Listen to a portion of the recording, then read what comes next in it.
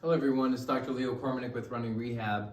This video we're going to talk about having an acute neck issue. So basically where your neck is in severe spasm, you can't turn it, it's kind of stuck in one position, and it's a lot of pain, 5, 6, 7, 8, out of 10 pain. Basically what happens with that is a couple things can happen. One, you can have a disc issue in the neck, which is not great, but walk you through today will help with that. The other thing is you can also have what's called a facet imbrication or a meniscoid entrapment, which are basically fancy terms to say there's little cartilage pads at the back of the neck between the joints called the facet joints that can get jammed, just like in the meniscus of your knee or something like that, and they can get caught, and that can sort of be that kink in the neck that you can't move through. Basically for disc issues and facet issues, this all works for that. What we're going to really just be focusing on is trying to get these big, strong muscles of the neck, like this guy, the SCM, and back here, the erector muscles, and on the side, the scalenes and the trap. We're trying to get those muscles to shut down, because when they get tight, what they'll do is they'll compress the skull on the torso even more, creating more compression on the disc, and that's terrible. But what we have to do that is not only just get some general range of motion on those muscles, which you should do with a provider, but you need to strengthen the deeper neck muscles, what we call the deep neck flexors. And these are muscles that are actually beneath the throat, in front of the spine, so they're really, really deep, and they're pretty boring muscles to work.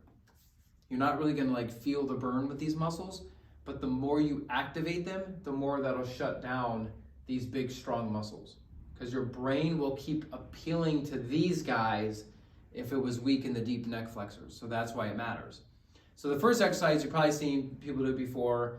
You've probably seen other people in videos talk about it, but it is really critical, and it's just the chin tuck. So basically you're just gonna stand nice and tall. I would suggest doing this standing rather than seated. And what you're gonna do is basically just translate your chin back on horizon. So literally like you're double chinning, and you're translating your head straight back, okay?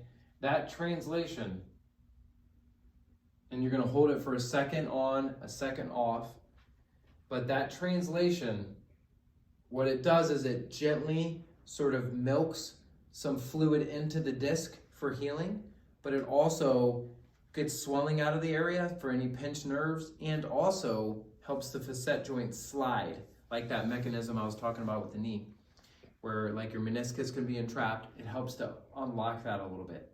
So there's a couple different reasons why this is important. So that gentle slide is safe for the disc, gets swelling out of the neck and takes pressures off nerves, and it mobilizes the facet joints.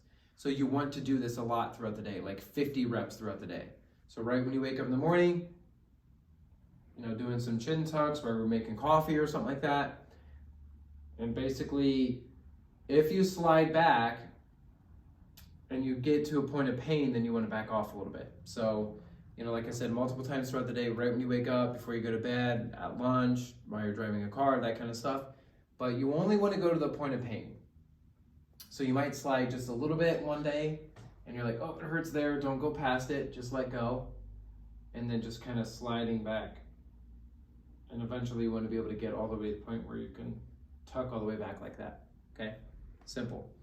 So, the next one is basically going to strengthen the deep neck flexors a little bit more. So you're basically just going to lay on your back, have your knees bent, and your head's going to be flat on a surface like this. What you're going to do is you're going to tuck your chin, just like the chin tuck, and then keep your arms nice and relaxed. Lift your head off the table about 1 inch for 30 seconds. You want to make sure not to do this, because that's activating the strong muscles in the back of the neck where a lot of the pain is. You need to activate the muscles in the front of the neck where the pain is not. So tuck your chin down, lift up 1 inch, keep that double chin, hold it for 30 seconds. And it is shockingly hard. This one you will actually feel the burn. After 5-10 seconds, you'll be like, oh wow, I'm very weak in the front. Most of your pain will be back here. I recognize that. That is important that we get the front strong to take pressure off the overworked, stressed out, painful area back here. So that's the other reason why you want to do that. And then lastly, if you want to get like an acupressure mat where there's little pokey things on the back like this, basically these are kind of popular and trendy now. You can get them super cheap on Amazon for like 20 bucks. You're going to lay on this little pillow and that's going to help kind of take some of the pain out of the back of the neck to allow you to rotate and move your head normal again.